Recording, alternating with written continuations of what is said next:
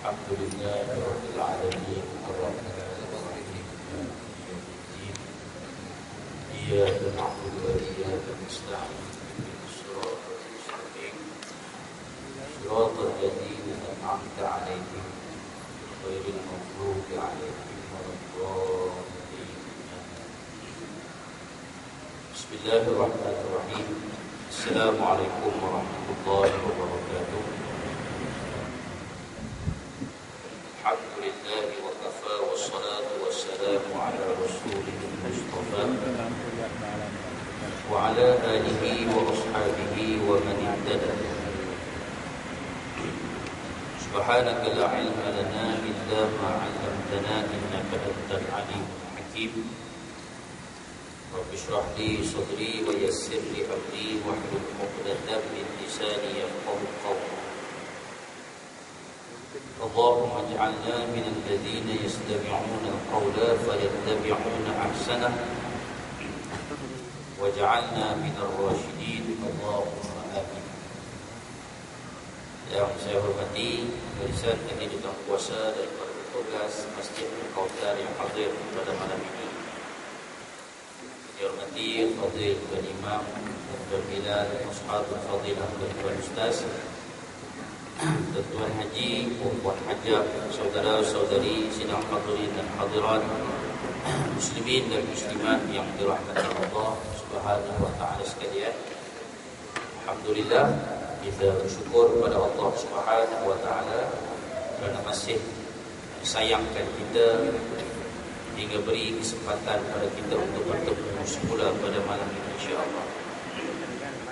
Dan untuk itu kita akan sambung kembali perbincangan kita berkaitan tentang rukun waris yang terakhir. Itulah rukun yang ketiga, ada waris. Dan telah kita bicarakan dalam minggu lepas syarat-syarat yang menyatakan seseorang itu adalah waris kepada si mati. Ada dua. Satu, bila melibatkan perkahwinan, maka anak yang lahir daripada perkahwinan tersebut disifatkan sebagai waris kepada si mati yang meninggalkan harta. Dan begitu juga syarat yang kedua yang melibatkan pewarisan ialah mewarisi dengan sebab keturunan. Dan berhubung dengan perkahwinan itu telah kita bicarakan dalam kesempatan yang lepas, berhubung dengan beberapa isu kes perkahwinan di luar negara. Bagaimana dengan status anak yang dilahirkan oleh isteri yang kedua? Kalau betul perkahwinan itu sah ataupun tidak, bagaimana dengan statusnya? Dan bagaimana pula dengan wati syubhah, persetubuhan yang diragukan, kesalah pasangan, kesalah pilih, ataupun contoh yang lepas, seorang suami kehilangan isteri dalam satu tragedi tsunami ke ataupun apa, terpaksa kahwin dengan adik ipar. Lepas 7 tahun berkahwin, tahu-tahu muncul pula isteri yang dikatakan hilang dalam tsunami itu. Itu gambaran masalah tentang wati syubhah. So bila isteri tadi muncul, macam mana dengan status perkahwinan sang suami dengan isteri yang baru dinikahi itu? Katalah berkahwin masuk 7 tahun juga, maka automatik perkahwinan suami dengan isteri yang baru dinikahi ataupun adik, asalnya adik ipar dia itu, terbatal secara sendiri, terfasal. Sebab kau datang balik. Hubungan kakak walaupun dianggap hilang, tapi sebenarnya belum memutuskan perkahwinan itu. Sebab si suami tak melafazkan cerai kepada dia, so dikira masih isteri. Bila dia masih isteri, dia muncul balik, maka ketika itu automatik hubungan adik yang asalnya jadi isteri terbatal. Hubungan anak-anak tadi yang lahir sepanjang tempoh perkahwinan itu satu orang, dua orang ataupun tiga orang mungkin lebih, anak-anak itu disifatkan sebagai anak hasil daripada wati syubhah, anak tetap bin dan binti kepada si suami. Tanggungjawab beri nafkah pada suami.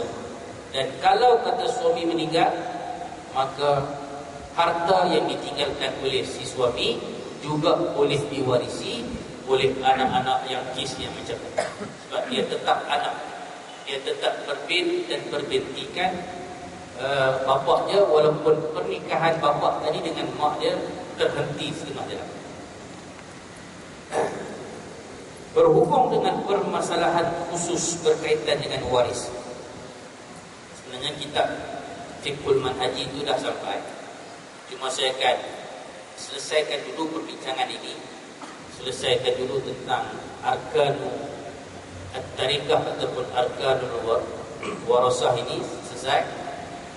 Lepas tu baru kita akan masuk pada buku Fiqhul Manhaji tersebut. Ya. Baik. Berhubung dengan masalah keturunan ini yang bersangkut dengan waris, ada beberapa isu yang berkaitan. Dan isu-isu ini pun agak menarik juga kalau kita teliti. Yang pertama berhubung dengan al-mafqud, orang yang hilang. Orang yang hilang ni tuan-tuan dianggap masih hidup. Dia tak boleh anggap kata dia mati. Cerita dia bila dia hilang tanpa jejak dan sebagainya, dari sudut anggapan kita kata dia masih hidup, cuma tak muncul di saat kita perlukan dia sekarang ini untuk bagi harta pusaka. Dan kita anggap dia hidup itu sehingga kematiannya dapat dibuktikan dengan yakin, ataupun mahkamah keluarkan satu statement perintah anggapan kematian. Bila setelah 7 tahun dia menghilangkan diri, tak ada sebarang khabar berita, ketika itu maka mahkamah di bawah Undang-Undang Sivil Seksyen 108 Akta Keterangan 1950 akan keluarkan satu statement sebagai anggapan kematian. Maka ketika itu dianggap mati secara perundangan. Dengan syarat mahkamah nak keluarkan surat itu pun bukan terus keluar asal minta terus keluar, tidak. Ada beberapa syarat.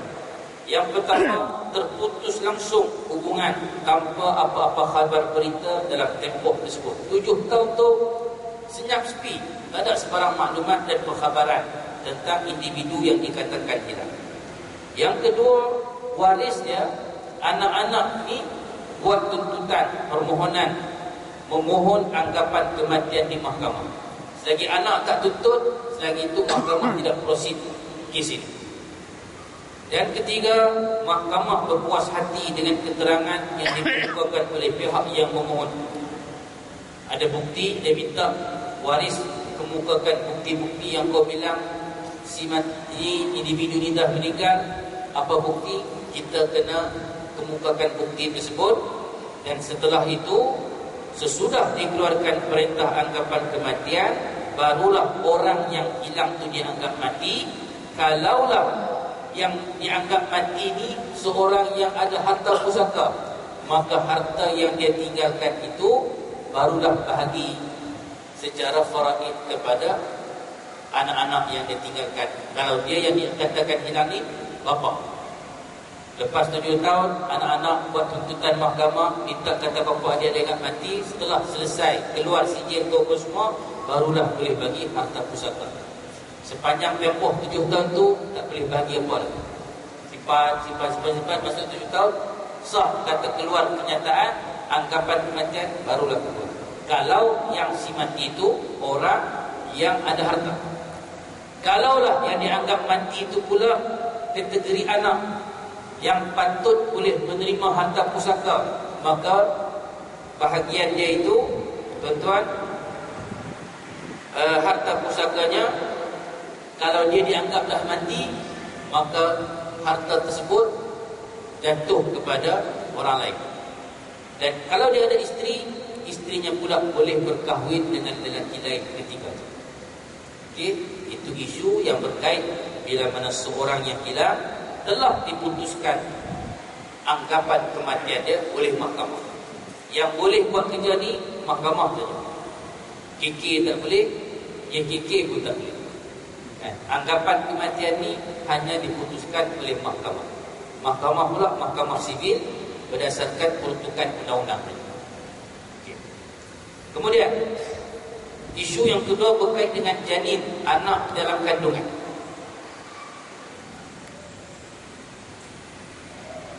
Macam kes satu orang bapa masuk hutan berburu, kawan tersalah tembak. Kawan sangka dia payah, rupanya dia orang. Tembak tengok kawan sendiri mati di tempat kejadian. Member-member lain usung payah, dia terpaksa tanggung mayat si mati keluar daripada hutan, luasung sana, berbalik ke sini.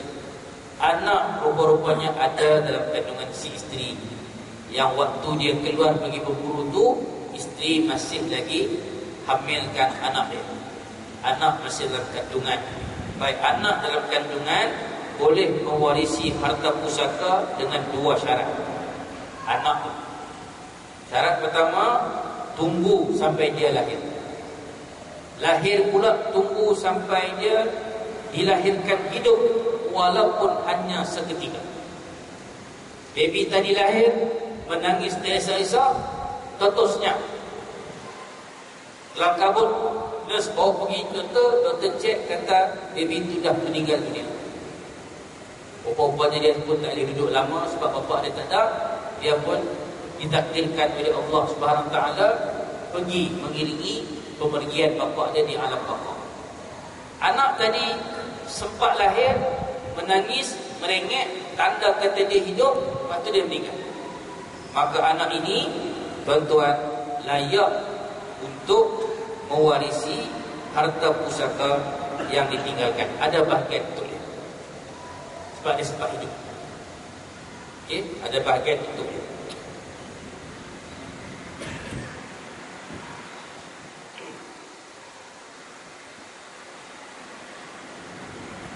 Seterusnya, khunsa. Ini pun plan. Khunsa. Siapa yang ada handphone boleh Google tu, cuba Google tengok khunsa keluar apa. Okay, khunsa ni tuan-tuan, ini case plan. Satu orang yang Allah Ta'ala takdirkan dia lahir ada dua alat kelamin. Alat kelamin lelaki pun ada, alat kelamin perempuan pun ada. Ini khunsa. Istilah kita bilang pundan. Yang kita bilang pundan tu, ini khunsa. Khunsa yang sebenar dalam istilah fiqh, orang ini dia dilahirkan oleh Allah. Allah Ta'ala uji dia bersama-sama dengan dia dua alat sulit, dua alat kelamin. Alat kelamin lelaki sebelah atas, alat kelamin perempuan sebelah bawah. Dia macam tu. Pelik sikit lah. Tapi ada anak-anak yang diuji oleh Allah dengan keadaan yang sedemikian. Ataupun tuan-tuan, yang ini disebut sebagai khunsa muskil. Ya, khunsa muskil, dia ada dua-dua kemaluan, ataupun dua-dua tak ada. Dia lahir pada bahagian celah kangkang tu kosong, tak ada seperti mana zakat, tak ada belahan seperti mana faraj. Jadi kosong, serupa dengan patung perhiasan di supermarket. Ada. Jadi yang ni tak tahu dia punya jantina lelaki ke perempuan. Saya cakap ni ada kan ni? Ada ulama bahas kitab fiqh. Baik. Kalau yang kes yang macam ni tuan-tuan, panduan yang ulama sebut nak tentukan jantinanya, waktu kecil tu mak bapak dia kena tengok dah. Sehari, 2 hari, seminggu pertama kelahiran baby ni, mana dia kencing ikut saluran mana. Dia kencing ikut saluran lelaki ke, dia kencing ikut saluran kemaluan perempuan. Ketika tu mak dari bapak dia kena buat observation, tengok dia kencing ikut saluran mana. Kalaulah sepanjang seminggu pertama itu kebanyakan kencingnya keluar daripada kemaluan lelaki, zakar itu, maka mak dan ayah dia kena isytiharkan anak ni anak lelaki, taruh nama dan nama lelaki, beli baju, jangan lagi yang pink panther, beli baju yang biru, yang coklat, yang warna jantan. Asuh didik dia jadi anak lelaki, supaya budak ini tidak berlaku kecelaruan jantina. Sebab Allah Ta'ala tunjuk waktu dia kencing arah mana, maka ketika tu dapat tengok. Dan syarat ketika tu mak bapak kenal pasti, letak nama dia pun letak nama lelaki, beli pakaian pun pakaian lelaki dan sebagainya. Kalau dia kencing ikut saluran zakat. Kalau banyak dia kencing ikut saluran farash, saluran kemaluan perempuan, letak nama dia perempuan, beli baju dia perempuan, asuh dia jadi anak perempuan. Okey. Cuma kadang-kadang bila anak-anak ini meningkat dewasa, dia berlaku proses yang berikutnya, celaru pula identiti dia. Asal dia masuk tandas, dia tengok apa dia macam dia kan? Dan feel dia ketika itu pun tahap emosi dia dah berubah.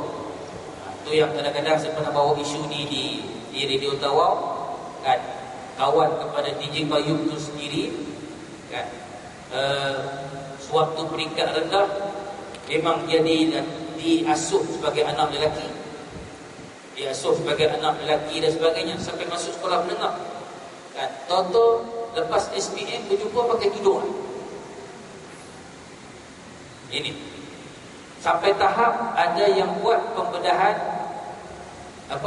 jantina, tukar jantina. Dia buang yang kemaluan lelaki itu, pakai satu saja perempuan gitu. Tapi dalam IC dia adalah lelaki. Okey. Kadang-kadang yang perempuan dilatih, diasuh jadi perempuan, makin remaja, makin kasar, makin cekap, banyak pokok. Dan sekali dia tukar identiti dia jadi lelaki. Baik. Yang ini yang ada dua alat kelamin. Masalah sekarang yang geng beti-beti, yang geng tomboy apa semua ni kan, yang sengaja berperangai dan berpakaian seperti perempuan dalam konteks pewarisan. Kalau dia ni memang anak lelaki, tapi disebabkan contoh dia bongsu lelaki, 5 orang kakak dia tu semua jadi perempuan lah kakak dia. Jadi dia diterdedah dengan suasana perempuan di rumah, kemudian dimanjakan pula oleh mama dia, sampai dia ni pun walaupun lahir sebagai lelaki, hubungan sekitar dia itu ramai perempuan, dia jadi lembut. Dia jadi lembut begitulah sekali, dia nak jadi macam perempuan, pakai baju pun yang bilu-bilu, yang pink-pink warna begitu kan, sehingga diolok-olok oleh kawan dia. Tiba-tiba bapak dia meninggal, dia ni nak kira sebagai lelaki ke perempuan? Bisa memang dia cukur habislah, lembut kalah bakak dia lagi. Kulit muka ni lecet halus daripada yang lain-lain lagi. Diorang ni tuan-tuan, kalau yang maknya-maknya ni, tahap dia merapikan diri lagi mahal daripada yang perempuan betul. Contoh, tunggu saja jam 10 dekat dengan Sabindo sana, bawa kereta, tuan-tuan main lampu sikit tengah-tengah malam, turun tu nanti. Tapi pastikan tuan-tuan dapat berlari dengan laju. Kalau tidak, dengan tuan-tuan ditangkap. Sebab ingat, dia orang tu jantan, buat main. Baik, dia orang tetap diisytihar sebagai lelaki, walaupun dia sengaja berperwatakan perempuan. Dia simpan rambut panjang, dia ambil silikon, dia suntik di bawah dada dia supaya timbul dan sebagainya. Hakikat dia ni lelaki, cuma cenderung untuk berperangai perempuan, make up dan sebagainya. Dalam soal harta pusaka, dia ini tetap anak lelaki. Bahagian dia dua bahagian. Kalau dia anak perempuan lahir memang waktu besar, lingkungan abang adik dia semua lelaki, dia seorang je perempuan. Last kali dia pun jadi kasar. Masuk pula PLKN, dilatih pula di sana, tahu-tahu makin tough lagi, dia pula jadi ketua. Kan, contoh, balik bila begitu, nampak jadi bukan gaya perempuan dah, dengan rambut pendek, pakai baju t-shirt, seluar pun gaya lelaki apa semua. Bila berlaku kematian bapa dia, tuan-tuan, dia tetap dikira sebagai anak perempuan. Sebab memang dia lahir dengan jantina itu. Cuma makin besar, berubah karakter, berubah perbuatan. Okey? Itu. Yang jadi khunsa muskil yang tadi dia ada dua-dua. Yang tadi memang ada alat jantina, tapi cenderung untuk berwatakan berbeza jantina dengan dia. Kes khunsa muskil ada dua. Dua-dua alat dia ada.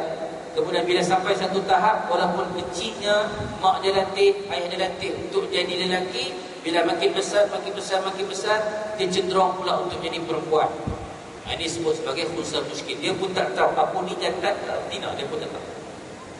Bila kes-kes yang macam ni tuan-tuan, maka apabila meningkat dewasa, jantinanya ditentukan berdasarkan tanda-tanda zahir, seperti alat kelamin mana pula yang berfungsi. Sekiranya tumbuh misai, beliau dikira sebagai lelaki pula. Contoh, dia ni ada dua alat kelamin, dilatih, dididik oleh mak dia jadi perempuan. Mak dia kepingin anak perempuan, mak dia pun tengok si ciluk ngam-ngam, kecil pun bahagian perempuan. Bila makin besar, budak ni cenderung untuk jadi lelaki. Masuk umur 15 tahun, dia mimpi pun tembak ikut saluran lelaki. Artinya alat kelamin yang mana berfungsi? Lelaki. Lepas tu misai pula tumbuh, janggut pun mula ada sikit. Maka ketika itu ciri-ciri lelaki dominan pada dia. Walaupun ketika itu masa kecil dulu nama dia dalam surat lahir daftar sebagai lelaki. Perempuan. Kes yang macam itu. Bagaimanapun dunia perubatan semakin canggih, penentuan jantina lebih mudah dengan melakukan ujian darah melalui kaedah DNA dan sebagainya. Jika tidak dapat dipastikan juga diberikan kepadanya harta pusaka sama seperti bahagian perempuan ataupun bahagian yang sedikit. Untuk kes yang macam tu, tengok kepada natijah akhir. Dia ni membesar secara semula jadi sifat lelaki ke sifat perempuan yang ada pada dia. Katalah dia ni ketika kecil ada dua alat kelamin, mak bapak dia didik jadi perempuan. Makin meningkat belasan tahun, makin membesar pula buah dada. Maka ketika itu ciri-ciri dominan pada dia adalah ciri perempuan. Bila ciri perempuan yang begitu, maka jantina dia ketika itu tuan, jantinanya jadi perempuan balik. Dia ni dia dengan buat pengurusan balik di jabatan pendaftaran. Untuk kes orang ni ada peruntukan khas. Yang jadi masalahnya tuan, bagaimana hukum pembahagian seseorang yang menukar jantina daripada seorang lelaki kepada perempuan melalui pembedahan.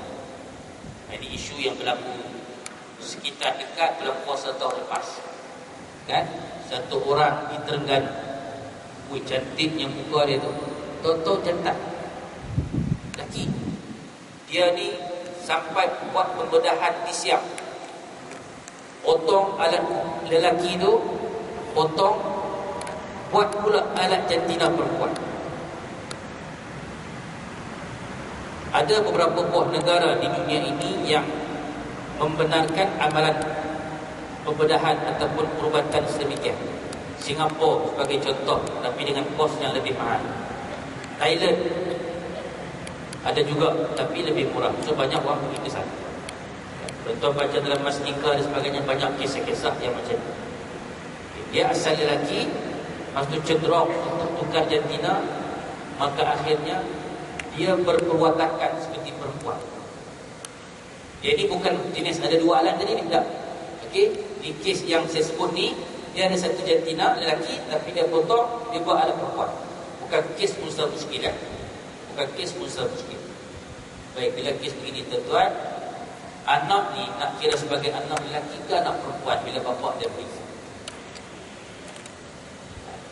Kes yang di Terengganu tu, mak dia doa dekat dia, dah sekali 3 hari lepas mak dia doa, dia meninggal. Ini doa mak, jangan buat main. Baik, bila berlaku begitu tuan-tuan, maka kes dia ni dirujuk kepada asal. Asal kau ni lahir sebagai anak.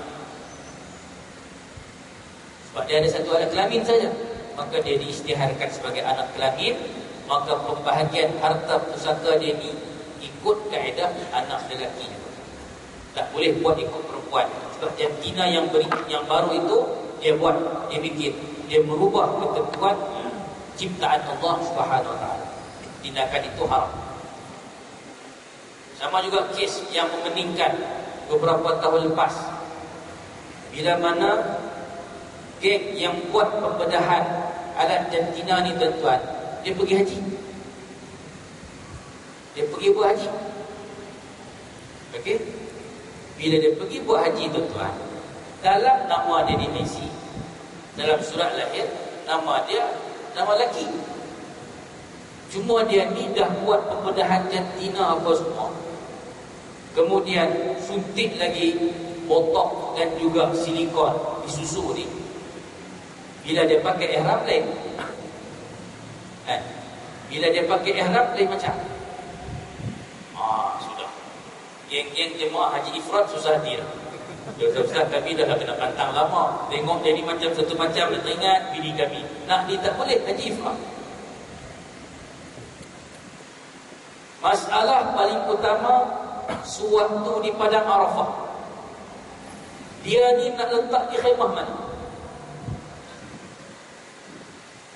Dia buat tuntutan kepada pegawai tabung haji. Dia kata, tuan, saya ni perempuan baik ni. Ini surat saya buat pembedahan. Tuan-tuan tak tengok, tak percaya, tengok susu saya. Dia minta, dia request untuk letak dia di khemah perempuan.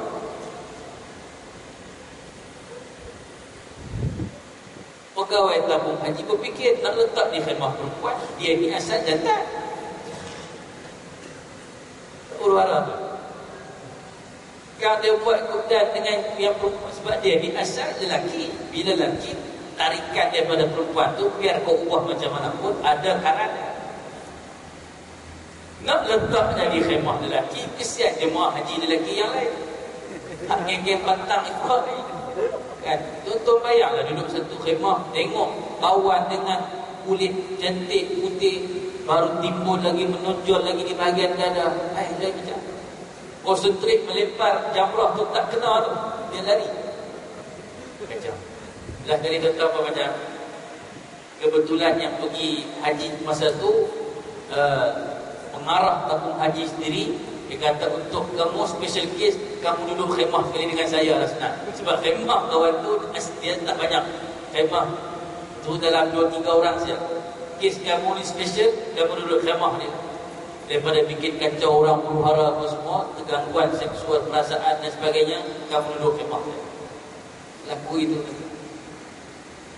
Saya dapat cerita ni dengan, bila bercerita dengan Fadil Ustaz Khairul Aminuddin, beliau sebagai muntawif tabung haji, kes tu berlaku masa dia pergi bawa jemaah. Nak tentukan dia ni duduk mana. Sebab dalam daftar, dalam pasport, dalam visa haji, semua nama lelaki. Masalahnya dekat-dekat 3-4 tahun sebelum tarikh dia berangkat tu, dia buat pembedahan jantina. Itu yang bikin kacau. Ini masalah usaha muskil. Okey? Maka dalam kes pewarisan, hukum pewarisan perlu mengambil kira kejadian asal seseorang itu. Kalau asalnya beliau seorang lelaki, maka hukum pembahagian beliau diberikan mengikut bahagian seorang lelaki, walaupun sudah menukar jantina menjadi perempuan. dan tukar nama asalnya kepada nama perempuan sekalipun, tapi hakikat dia mak dia yang melahirkan kata, kau ni lah anak lelaki mak, kenapa kau tukar jantina pula? Kan? Maka ikut waktu dia lahir, pakai kaedah ini, balik pada asal. Okey, balik kepada hukum asal. Terusnya, anak tak sah darah. Anak tak sah darah ni tuan-tuan, anak yang tak dapat disabitkan nasab kepada bapaknya dari sudut hukum syar'i. Bapak ni projek dulu dengan mak dia. Dah bunting dah mak ni, baru kelang kabut bagi tahu keluarga, kata dia bunting, kelang kabut keluarga mengatur pada perkahwinan, kahwinlah mak bapak. Kurang daripada 6 bulan qamariyah dan juga 1 lahzah, lahir anak. Lahir selamat, bawa pergi pejabat pendaftaran. Pejabat pendaftaran sekarang ni dia minta sijil nikah. Dia nak tengok nikah bila pasangan ni, dan dapat baby ni masa bila. Bapak telefon, mak dia dalam pantang, isteri dalam pantang, bapak tadilah bawa surat nikah dan juga bawa surat pengesahan hospital, kata baby itu lahir tarikh sekian-sekian, masa sekian-sekian. Waktu pergi di pejabat pendaftaran, pegawai pejabat pendaftaran dia akan tengok tarikh akhir di sijil nikah tu, kau nikah bila. Okey, kalau menikah bulan 12 tahun 2013, tahu-tahu bulan ni dapat baby dah, ataupun dia menikah bulan 10 ke tahun 2011, bulan 2 2014 melahirkan. Jadi tuan-tuan, jarak tempoh tu lebih ke tidak dengan 6 bulan? Kurang kan? Bulan 10, 11, 12, 1, 2, 4 bulan. Seolah-olah usia perkahwinan tu baru mencecah 4 bulan, baby dah dilahirkan. Maka ketika itu anak tadi, pegawai pendaftaran kata, anak ni cik minta maaf, anak ni disifatkan anak tidak sah darah, tak boleh dibidkan dengan bid kita. Sebab apa? Kurang dari tempoh 6 bulan. 6 bulan diambil daripada mana? 6 bulan ni tuan-tuan diambil daripada kaedah fiqh. Aqallul hamli 6 syuhur. Tempoh minimum seorang wanita menghamilkan seorang bayi adalah selama 6 bulan. 6 bulan ibu tadi hamil, melahirkan anak tadi dikira anak kepada suami yang menikahi mamak tersebut. Kurang daripada tempoh tersebut, maka dianggap anak tadi anak luar nikah. Istilah dia anak luar nikah. Bahasa undang-undang anak tidak sah darah. Bahasa kampung bila anak haram. Haram tu haram tindakan mak bapak dia dulu. Bukan sebab anak tu yang haram, tidak. Yang haram di situ tu mak bapak dia punya kerja. Berhubungan asmara dulu sebelum kahwin.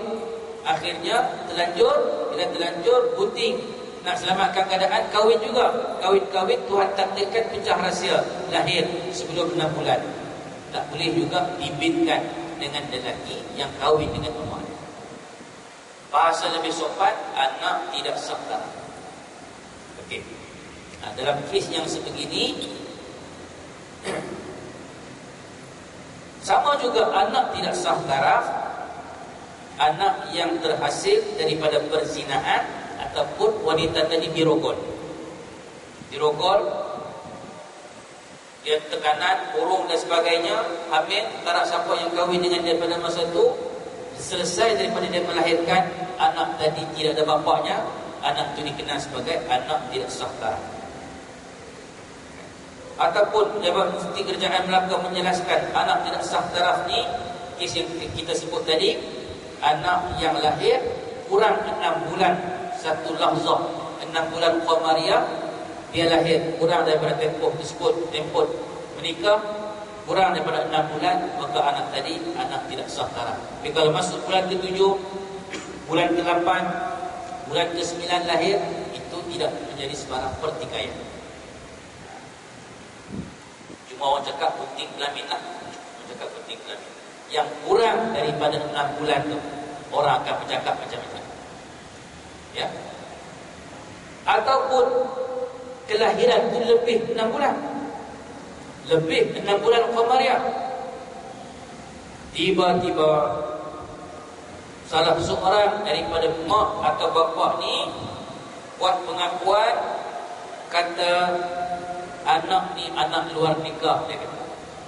Laki tu kan contoh, dia buat pengisytiharan di hadapan bapa mertua, dia kata, "Pak, minta maaf, memanglah kami menikah lebih daripada 6 bulan dapat baby ni, tapi sebenarnya ini anak luar nikah kami." Dia ikrar, dia mengaku anak yang dilahirkan lebih daripada 6 bulan daripada waktu akad nikah, dan ada bukti daripada segi syarak yang anak itu adalah anak luar nikah melalui ikrar, pengakuan mereka yang berkenaan, iaitu suami isteri atau salah seorang daripada mereka.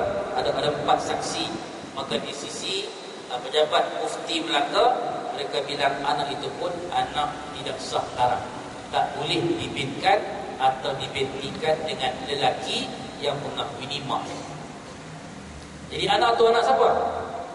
Anak kepada mak tu. Dari sudut bin perbincangan fiqh, kalau boleh letak nama, sepatutnya nama budak tu Abdullah contoh bin Mamak. Tapi berlaku ke tidak di tanah air kita kes yang macam tu? Jarang. Biasa dia letak nama dia Hamid ke bin Abdullah, dilapis dengan nama Abdullah di situ. Adakah bapaknya nama Abdullah? Tidak. Bapaknya nama lain. Tapi disebabkan Abdullah itu berlapis dengan bahasa, supaya tidak menimbulkan rasa malu dan rasa tidak senang, tidak selesa kepada anak tadi, Abdullah tadi bermaksud hamba Allah. Jadi dia tu nama Hamid bin Abdullah, Hamid bin hamba Allah. Hamba Allah tu siapa? Mak dia. Tujuan begitu supaya budak ni tidak ditertawakan atau dimalukan oleh kawan-kawan dia bila dia masuk peringkat pembelajaran di sekolah rendah ataupun di sekolah menengah. Itu cadangan daripada para ulama. Tapi kaedah fiqh yang sebenar mesti bin dengan mak. Sebab tu Nabi Allah Isa AS, Isa bin Maryam, Al-Quran kan, Isa bin siapa? Bin Maryam. Sebab dari sudut harta pewarisan, anak ni tuan-tuan, dia hanya akan warisi harta yang ditinggalkan oleh mak dia saja. Bapa itu dia tak waris, sebab dia bukan anak kepada lelaki tadi. Dari sudut nasab, dari sudut keturunan. Walaupun benih dia biologikal memang anak dia, tapi dia sudut syarak mani yang tumpah sebelum daripada ikatan perkahwinan, mani itu tidak ada sebarang bentuk penghormatan, tak layak untuk menjadi sebab kepada keturunan seseorang. Itu dalam mazhab Syafi'i. Mani yang tumpah sebelum ikatan perkahwinan tak ada value. Ada anak pun, anak itu tidak dibinkan kepada lelaki yang menghamilkan ibu tadi, tapi anak tadi tetap anak kepada ibu yang melahirkan dia. Baik, satu kes sebelum saya akhiri.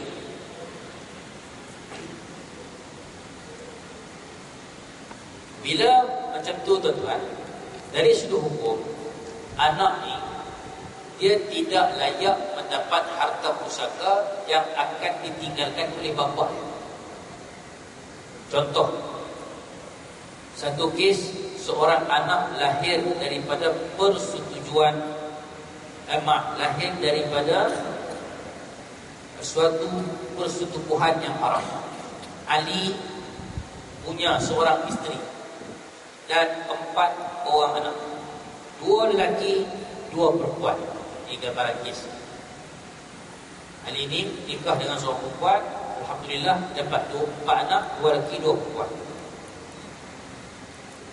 Rahsia dia, anak sulung dia orang ni lahir hasil persetubuhan dengan istrinya sebelum diijab kabulkan. Kena pula lahir kurang daripada 6 bulan. Peringkat awal perkahwinan dulu hebohlah satu kampung. Kata anak dia ni cepat betul dilahirkan. Bila makin besar, orang dah lupa dah kisah. Tapi yang masih menyimpan rasa tu Ali dan juga bini. Dan Ali tahu bila dia kahwin, bila dia mati nanti, yang layak terima harta pusaka secara faraid adalah seorang anak lelaki dan juga 2 anak perempuan yang berbaki. Dia ada 4 anak 2 lelaki 2 perempuan, yang sulung tu tak terpakai sebab lahir kurang daripada 6 bulan. Yang tinggal yang layak terima secara faraid 3 orang ni, anak sulung yang anak kedua lelaki dan juga kedua-dua anak perempuan. Jadi Ali dah tahu dah implikasi hukum.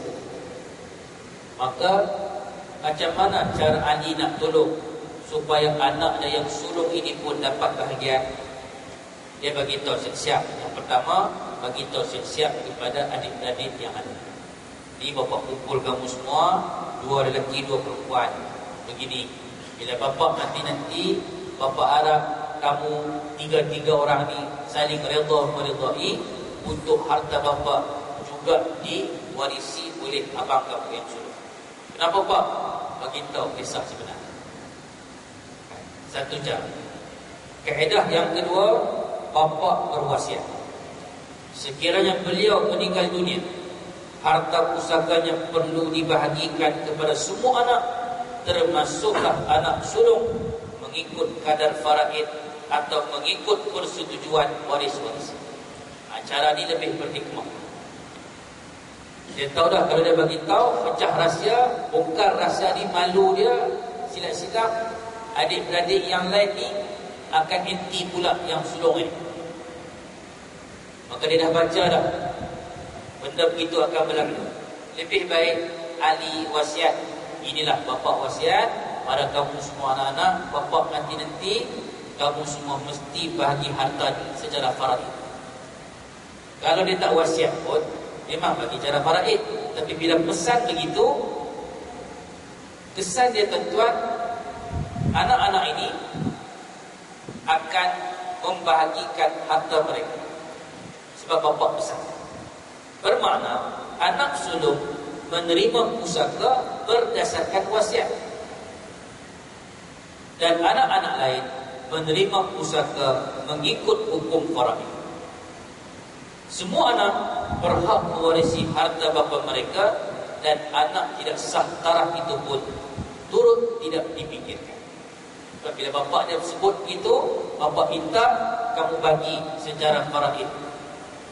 Jadi anak yang sulung tadi ni, yang asalnya tak layak pun terima, sebab dia anak tidak sah taraf, dia dapat bahagian atas nama wasiat. Okey, itu kaedah yang dicadangkan oleh para ulama bagi memastikan anak-anak yang kes yang macam ni dapat diuruskan pembahagian harta pusaka. Saya buka soalan kepada tuan-tuan.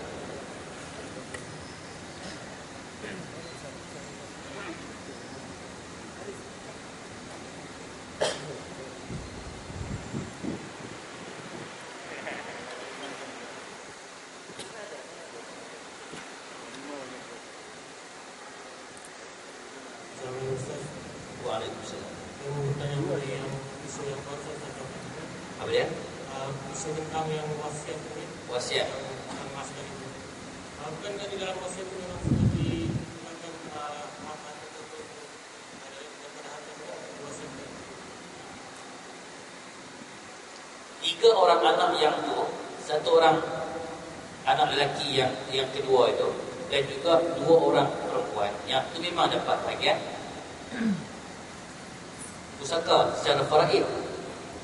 Cuma bila bapa tadi pesan wasiat kepada anak-anak dan yang lain, ialah itu untuk memastikan anak yang sulung ni pun dapat bahagian juga. Okey, bila bapa tadi pesan kamu bagi secara faraid, jadi di situ pesanan pada bapa tu anak-anak perlu tunaikan. Jadi secara tak langsung menyebabkan anak-anak tadi melaksanakan wasiat bapa, automatik bantu abang sulung dia itu dapat juga bahagian serta tidak dipinggirkan. Boleh?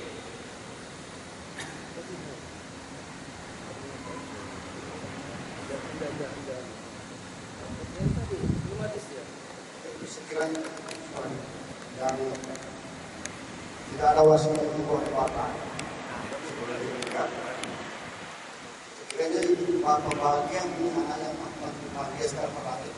Adakah yang anak pertama ini tidak makan harta yang haram? Bila contoh bapak dari tak pesan dan tak tahu, siapa pun tak tahu kisah itu, mak dia pun tak beritahu kepada anak-anak dan yang lain, maka ketika itu yang sulung itu makan harta haram. Yang sulung tadi makan harta haram. Sebab kalau ikut peruntukan, dia tak layak dah dapat. Sebab dia bukan, dia anak tidak sah haram. Sebab masa bapak dia menikah dulu, usia perkahwinan tak sampai 6 bulan dia lahir. Maka dia sudah hukum dia bukan anak kepada bapak tadi. Okay? So kalau dia makan juga harta itu, berarti dia makan harta haram. Itu kesan dia. Sebab itu perlu dibereskan hal ini lebih awal. Saya kan di dalam warisan 30% daripada harta. 1/3. Maksudnya kan kalau macam contoh kan yang mewaris itu hanya yang sedikit. Yang mewaris itu kan jumlahnya macam cuma 2 orang kan gitu. Maksudnya yang anak pertama itu dengan orang tua yang pertama itu ada 2 orang. Jadi Saya tak dapat. Begini, maksud saya kan yang mewaris itu hanya 2 orang. Okey. Sedangkan contoh 1 orang juga. Jadi maksudnya jumlahnya jadi besar kan, dia sudah mungkin ada 1/2 bahagian kan syarat untuk mewaris hanya 1 daripada 3 bahagian. Untuk kes yang anak tidak sah taraf ni,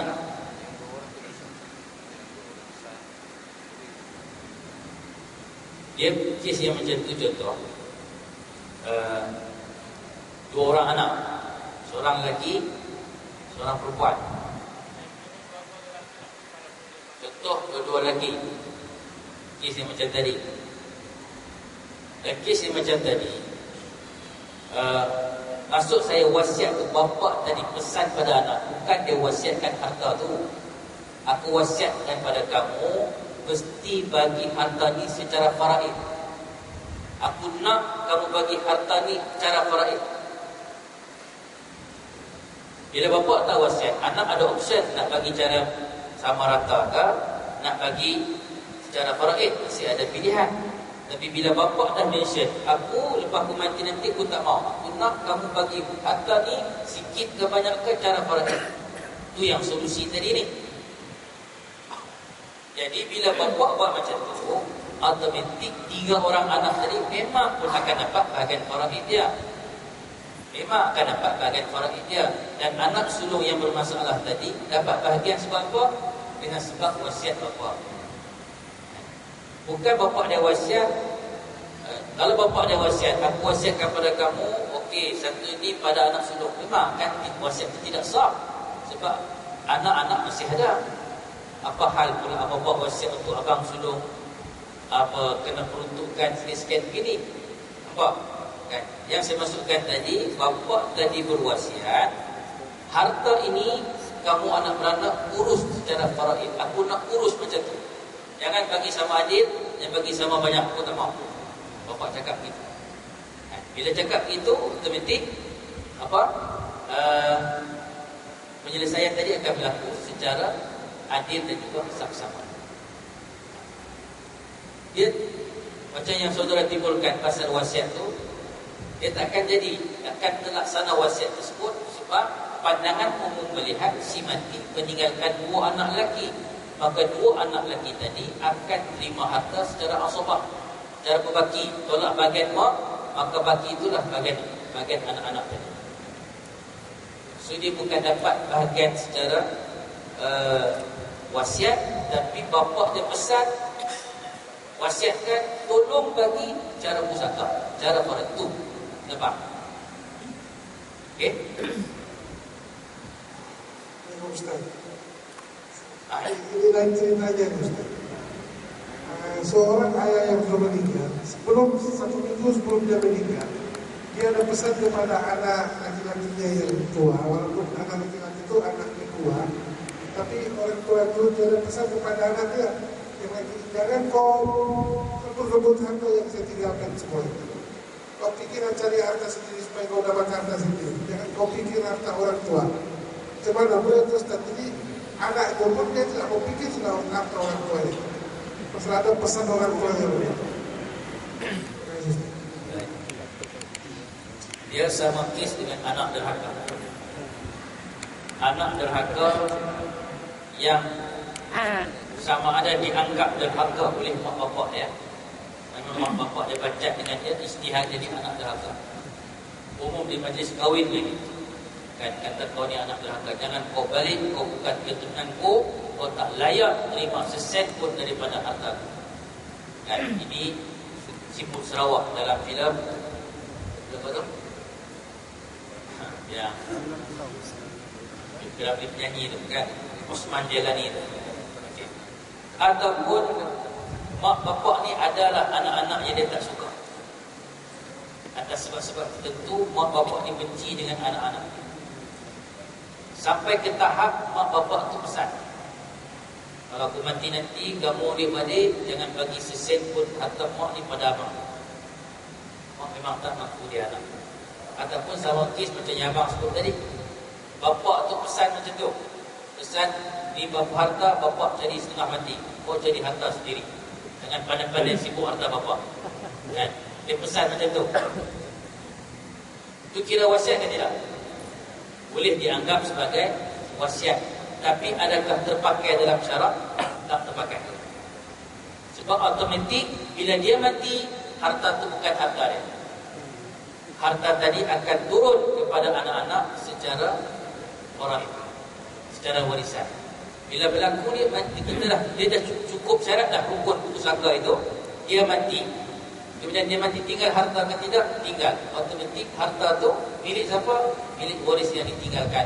Walaupun ibu dan bapa tadi pesan, wasiat ke dia pesan pada anak ke, buat rakaman video ke, buat tulis surat di mahkamah ataupun peguam ke, semua tu tak terpakai. Okey. Wasiat sedemikian tidak terpakai kerana bertentangan dengan kaedah hukum faraid.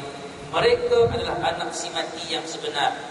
Penderhakaan ataupun pesan yang macam tadi tidak menghalang mereka untuk mewarisi harta pusaka. Ya? Jadi biarlah kalau beliau cakap itu pun kita diam saja, bukan apa juga. Nanti dia meninggal esok apa? Bukan dia dah bangkit daripada kubur mau cakap kita mau apa pandai-pandai ambil, tidak salah. Tidak ada sebarang masalah. Dia dah cakap, dia dah cakap. Bila lepas benda tu, tak payah kita ribut-ribut nanti. Kan? Sampai masa dia, dan benda tu akan dibagi mengikut peruntukan syarak yang telah disediakan. Wallahualam.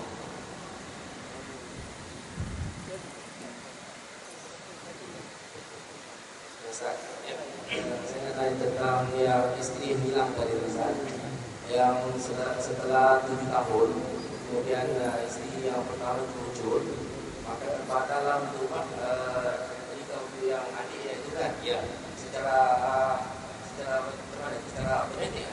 Secara otomatik. Tapi bagaimana sekiranya isteri yang pertama itu dia kata apa? Teruskan dia yang mengundurkan diri. cakap begitu. Adakah yang ini yang pertama tadi itu terbatal, yang kedua itu kemudian itu terbatal juga atau tak pasaknya semua? Baik. Abang kita advance. Dia bilang apa yang saya faham, muncul saja isteri pertama. Okey, di hari pertama kemunculan isteri itu, automatik pernikahan suami dengan adiknya itu terbatal secara rasmi. Bukan bini dia sudah. Yang dikira bini yang sah sekarang ni adalah dia sebagai isteri pertama dulu dan juga suaminya sekarang. Baik. Katalah dia mengambil sikap merajuk lah itu, ataupun dia pun tengok bahagia suami kita dengan adik dia apa semua, dia pun tak mau nak interfere. Dia nyatakan hasrat begitu. Maka si suami kena ceraikan. Suami kena ceraikan dia cara baik. Lafazkan cerai, berpisah secara baik, lepas tu baru menikah semula dengan janda yang adik tadi. Sebab hubungan tadi dah terputus dah. Nak nikah kena nikah pernikahan yang baru. Pernikahan yang baru. Ya, tapi dengan syarat mesti diceraikan. Mesti diceraikan. Bila tak cerai selagi itu hubungan dianggap sebagai isteri. Allah. Ya.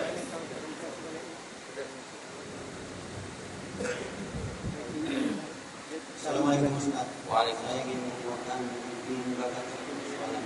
Ya. Si mati telah meninggalkan ramai anak, laki-laki dan perempuan, dan beberapa harta.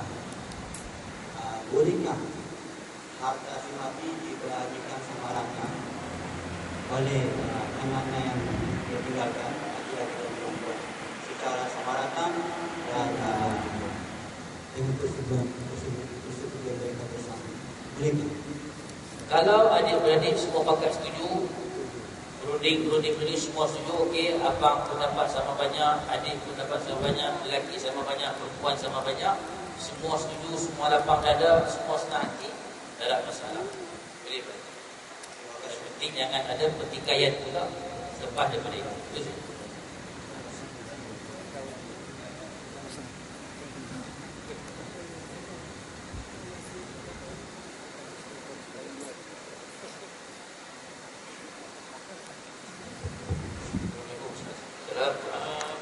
Apa hukumnya pada keluarga Islam sekiranya contoh jahil, dia ada kematian, lepas tu dia tidak menggunakan hukum faraid, dia bagi katalah pasangan yang hidup di overseas ke Ustaz, lepas tu ada anak semua jahil tentang agama Islam, lepas tu anak-anak dibagi sejak sama rata lah, ikut hukum yang lain lah, tapi tak bergaduh lah Ustaz. Macam mana Ustaz? Tapi dalam keadaan jahil lah, tidak tahu.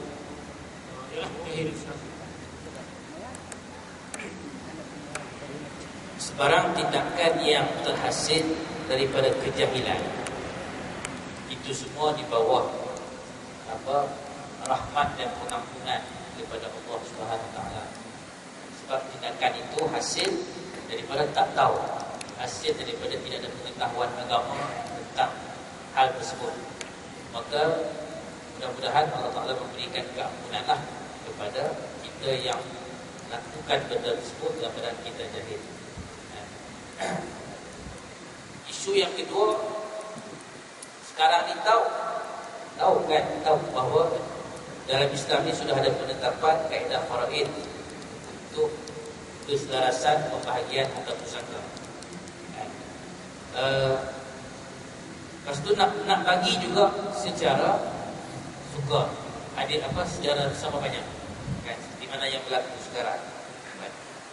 Baik, dalam persoalan ini tuan-tuan, kalau ditanya mana yang lebih baik, sudah pasti jawapannya bagi ikut faraid. Sebab hikmah dia tentu sudah pembahagian menerusi faraid itu, satu, kita melaksanakan tuntutan sebahagian daripada ayat suci Al-Quran.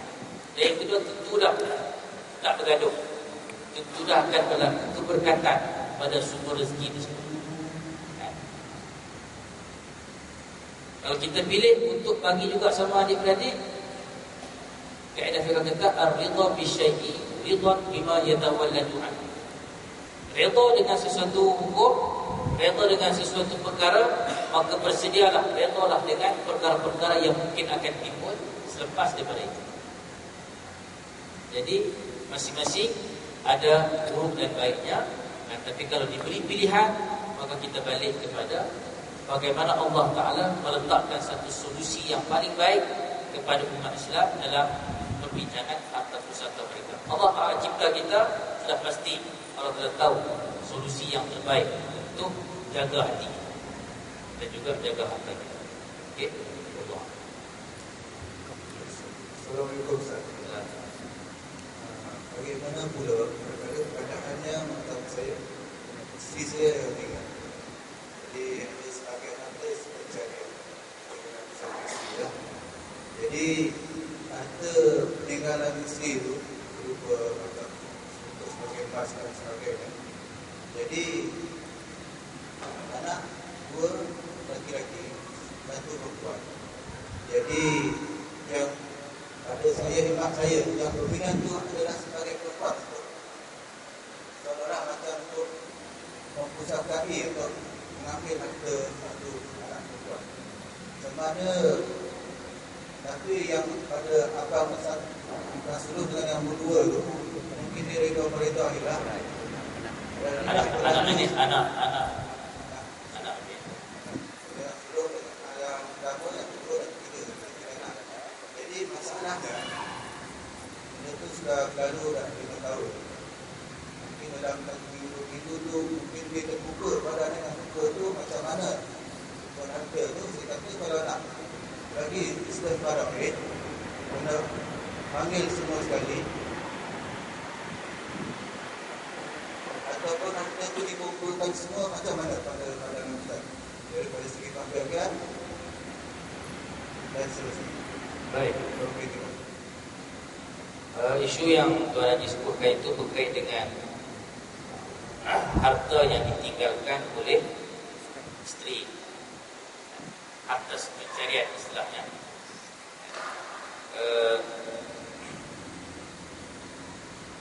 Dia satu berkaitan dengan harta sepencarian, harta yang diperolehi dalam masa suami isteri ni berkahwin dengan isteri dia, saling bantu, saling bekerjasama untuk memperolehi harta tersebut. Jadi perkara pertama yang perlu dibereskan sebelum nak bagi-bagi yang lain-lain ni, kena tentukan dulu apa harta sepencarian yang isteri tinggalkan. Tadi Tuan disebut emas, rantai, pusat emas, rantai dan sebagainya. Baik. Dalam kes yang melibatkan hal yang begini, tuan-tuan,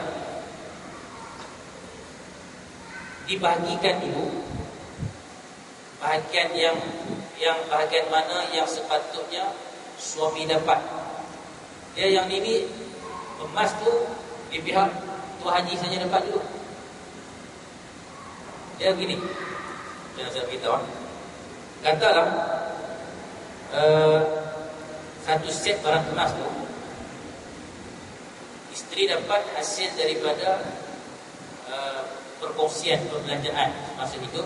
Tuan Haji pun bagi sikit untuk beli emas tu, isteri pun top up sikit, dapatlah set barang emas tu. Okey, maka ketika itu barang emas yang tinggal tu itu bahagi 2 dulu. Kaedah membenarkan untuk dibagi 2 sama banyak.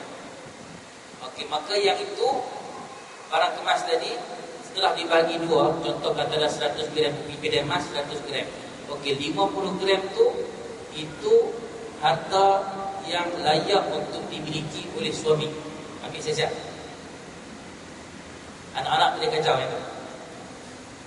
Maka 50 gram yang berbaki itu barulah harta pusaka isteri. Bila itu harta pusaka isteri, maka nak buat kaedah secara faraid ke apakah ataupun nak bincang adik-beradik ke, itu atas perbincangan keluarga lah. Tapi di sudut peruntukannya yang 50 gram emas itu boleh bahagi sudah secara faraid. Nak bagi tuan suami dapat berapa bahagian, anak-anak yang ditinggalkan dapat berapa bahagian, ataupun sama-sama anak kata kalau begini barang emas tak apalah, kami redhalah bagi adik perempuan saja dapat. Kan? Itu atas perbincangan adik-beradik dan keluarga. Tapi yang kata harta sepencarian tadi, bahagian suami settle dulu dapat. Contoh 100 gram emas tu bagi 2, maka 550 gram milik Tuan Haji sebab dapat harta secara harta pencarian. 50 berbaki, itu baru harta pusaka. Yang tu baru boleh pulang. Jadi maksudnya kena balik dulu lah, ataupun kena kumpulkan dulu yang dulu harta. Ya, perlu tentukan dulu yang mana harta yang disifatkan sebagai harta pencarian. Kadang-kadang harta pencarian ini contoh emas tadi, ataupun dulu pernah beli tanah, ataupun kita ada beli rumah premis perniagaan ke apa ke, masing-masing nama pun ada situ kan. Jadi penentuan tu kita disebut dulu bahagi 2 kan, sebab masing-masing membantu untuk memiliki harta tersebut. So pembagian dia 2 lah secara adatnya. Jadi bagaimana pula kalau katakan semua anak yang sulung, anak yang kedua dan ketiga, dan sebagai bapa pun mereka ada satu sama lain yang berbincang berkilah. Pada hemat saya nampak, sebab pada hemat pada saya lah ya, secara berunding, secara mereka semua nampak adil lah, masing-masing pun adil. Bagaimana pada Pasal apa? Pasal yang emas tadi. Mas ada yang lain lah. Ada yang lain. Sekarang ni dah bagi ke emas tu. Bagi 2 lagi. Belum. Tak bagi lagi. Jadi sekarang ni bincang nak mana? Sama ada nak bagi 2, bapak bahagian bapak ambil, ataupun Tuan Haji sendiri kata bapak dengan yang bahagian sepatutnya bapak dapat pun bapak kira sebagai harta mak kamu dan bagi secara pusaka. Itu atas perbincangan tu. Cuma ada setengah suami dia nak juga bahagian dia. Dia nak juga sebab dulu kan, dia nak juga, itu yang timbul cerita harta sepencarian, sebab dia nak juga. Ada setengah suami dah kata tak apalah, yang mak kamu tu kenangan rumah tangga kami, tak apa.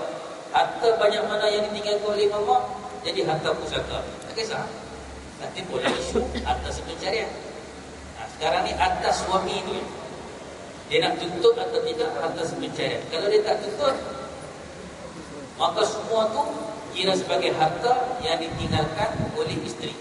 Nak bagi cara pusaka, nak bagi cara anak beranak, silakan. Tapi kalau suami nak tuntut, ambil dulu bagian suami, bagi tu jadi harta pusaka isteri. Bagi pun sama ada nak bagi cara faraid ataupun nak bagi sama banyak, silakan. Atas tu Haji je, nak istihad tu sebagai harta pencarian atau nak reto saja, nak kira terpulang. Okay. Kira lah 8. Saya ni kalau saya buka agensi mengurus harta pusaka ni boleh alarm. Banyak sudah soalan saya bereskan. Tak payah banyak, total 10% saja daripada jumlah harta yang dibereskan. Bismillahirrahmanirrahim. Allahumma shalli ala sayyidina Muhammad wa ala alihi wasallam. Allahumma faqihna fid-din wa 'allimna at-tawhid wa bis siratal mustaqim. Siratal ladzina an'amta 'alaihim ghairil maghdubi was-siddiqin wasyuhada'i was-shalihin wa hasuna ulaika rafiqa ya rabbal. Sallallahu ala Muhammad wa ala alihi wa sahbihi wa sallam. Walhamdulillah. Assalamualaikum warahmatullahi wabarakatuh. Terima kasih.